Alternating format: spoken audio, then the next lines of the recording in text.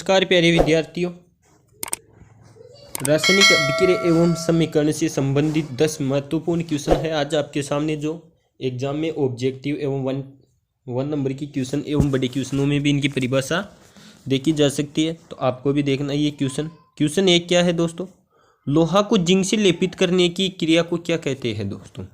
तो लोहा को जिंक से लेपित करने की क्रिया को क्या कहते हैं, इसको क्या कहते हैं, गैल्वेनीकरण कहते हैं दोस्तों। और लोहे पर जंग की परत लगना क्या कहलाता है, संक्षारण। क्वेश्चन 2, निम्नलिखित में से कौन एक दहन अभिक्रिया है, यानी इनमें से दहन अभिक्रिया क्या है। जल का उबलना यह अभिक्रिया, मोम का पिघलना, पेट्रोल का जलना, या इनमें से कोई नहीं। दोस्तों दहन का मतलब क्या होता है, जलना, यानी दहन का अर्थ क्या होता है, जलना। और इनमें से जलना कौन सा है, पेट्रोल का जलना। तो दहन अभिक्रिया कौन सी होगी, पेट्रोल का जलना। क्वेश्चन 3, निम्नलिखित अभिक्रियाओं में अपघटन की अभिक्रिया कौन है, यानी इनमें से अपघटन अभिक्रिया या वियोजन अभिक्रिया कौन सी है। तो दोस्तों ये कौन सी है, NaOH plus HCl NaCl plus H2O। तो ये कौन सी हो जाएगी, ये विस्थापन अभिक्रिया हो जाएगी। फिर NH4CNO, ये क्या है, H2NCONH2, तो ये क्या है, ये भी नहीं हुई। 2KClO3 2KCl प्लस 3O2, ये किस में, 2KClO3 किस में, दो घटकों में टूट रहा है, एक KCl प्लस एक 3O2। तो ये क्या हो जाएगी, ये हो जाएगी अपघटन अभिक्रिया। और ये हो जाएगी संयोजन अभिक्रिया। क्यों, H2 प्लस I मिलके क्या H2HI का निर्माण कर रहे हैं, तो ये हो जाएगी संयोजन। तो इसका सही आंसर हो जाएगा दोस्तों option number C. Question 4, Fe2O3 plus 2Al Al2O3 plus 2Fe दी गई अभिक्रिया किस प्रकार की है, यानी दोस्तों ये अभिक्रिया किस प्रकार की, Fe2O3 plus 2Al Al2O3 plus Fe।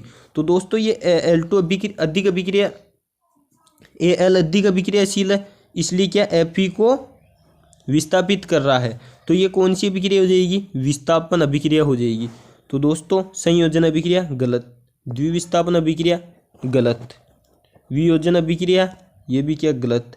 तो ये कौन सी हो जाएगी, विस्थापन अभिक्रिया। तो इसका सही आंसर कौन सा हो जाएगा, ऑप्शन नंबर डी क्या हो जाएगा, इसका सही आंसर हो जाएगा।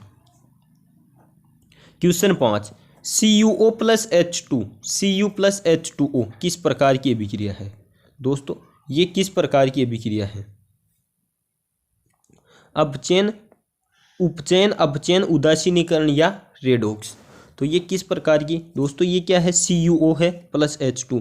Cu से क्या है, ऑक्सीजन हट रहा है और H2 के साथ मिल रहा है। तो दोस्तों ये कौन सी हो जाएगी, उपचयन और अपचयन दोनों अभिक्रिया हो जाएगी। तो उपचयन और उपचयन मिलाकर कौन सी अभिक्रिया होती है, रेडॉक्स अभिक्रिया। तो इसका सही आंसर हो जाएगा ऑप्शन नंबर डी। अब ये रेडॉक्स अभिक्रिया किस प्रकार हुई, Cu यानी कॉपर से ऑक्सीजन हट रहा है, यानी ऑक्सीजन का हटना कौन सी अभिक्रिया होती है, अपचयन अभिक्रिया होती है। और ऑक्सीजन का जुड़ना वो कौन सी होती है, उपचयन। तो H2 के साथ ऑक्सीजन क्या हो रही है, यहाँ पे जुड़ रही है। तो ये अपचयन भी हो जाएगी और उपचयन भी हो जाएगी, इन दोनों को मिलाकर रेडॉक्स अभिक्रिया कहते हैं। तो इसका सही आंसर क्या हो जाएगा, रेडॉक्स अभिक्रिया हो जाएगा। तो ये कौन सी सही आंसर, ऑप्शन नंबर डी क्या हो जाएगा, इसका ऑप्शन नंबर डी।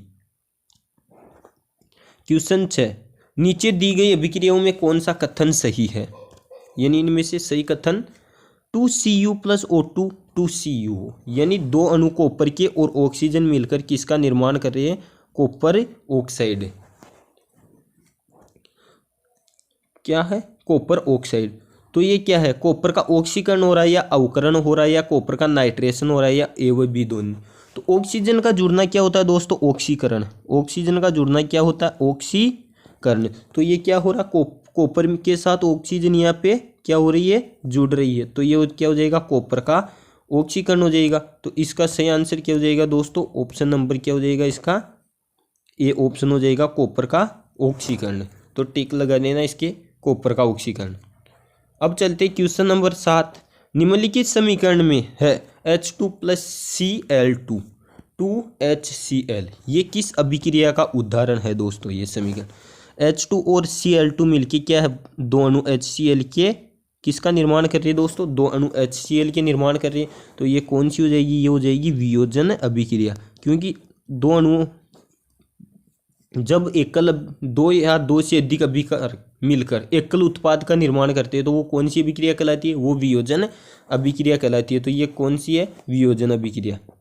तो इसका सही आंसर हो जाएगा कौन सा, ऑप्शन नंबर ए, वियोजन अभिक्रिया।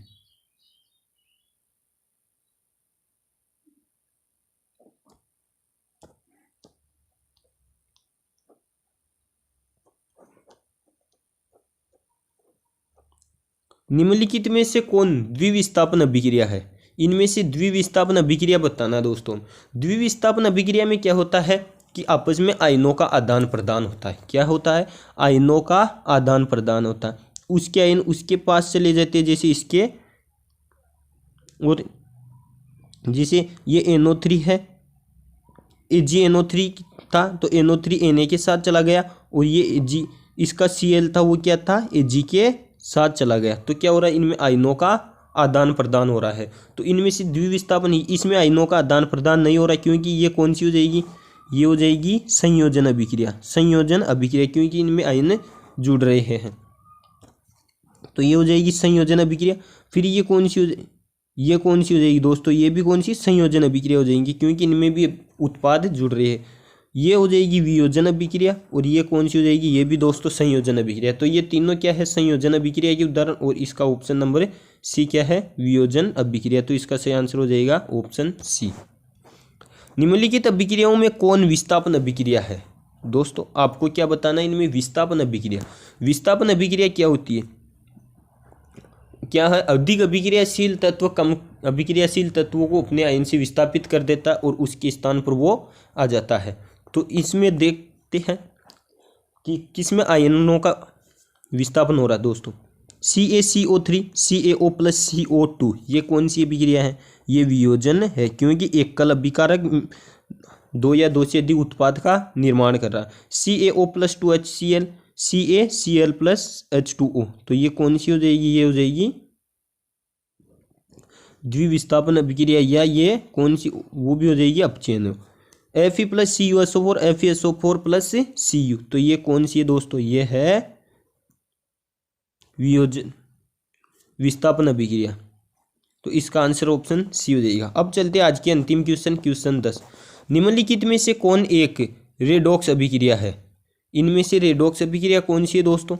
रेडॉक्स अभिक्रिया का मतलब क्या होता है, अपचयन और उपचयन दोनों, यानी जिसमें एक पदार्थ का अपचयन हो रहा हो और दूसरे पदार्थ का क्या उपचयन हो रहा हो। तो इनमें से दोस्तों ये क्या हो जाएगी, इसमें कैल्शियम के साथ ऑक्सीजन है, यहाँ पे क्या है, ऑक्सीजन का हट रहा है, तो ये कौन सी हो जाएगी, अपचयन, यानी ऑक्सीजन की कमी हो रही है, तो ये अपचयन हो जाएगी। फिर दूसरा देखते हैं HCl, यानी इसके साथ क्लोरीन है और यहाँ पे ऑक्सीजन जुड़ रही है, तो इसका H2 का क्या हो रहा है, उपचयन हो रहा है, तो ये कौन सी हो जाएगी, अपचयन और उपचयन। तो इसका सही आंसर हो जाएगा ऑप्शन नंबर सी। क्या आंसर हो जाएगा इसका, ऑप्शन नंबर सी को टिक कर लेना। ये थे दोस्तों आज के हमारे 10 क्वेश्चन। अब मिलते हैं नेक्स्ट वीडियो में सेकंड पार्ट के 10 क्वेश्चनों के साथ। तब तक के लिए बने रहिए हमारे चैनल पे। अगर चैनल पर नए हो तो चैनल को सब्सक्राइब कर दो, ताकि आने वाली सभी वीडियो की सूचनाएं आपको समय पर मिलती रहे। वंदे मातरम।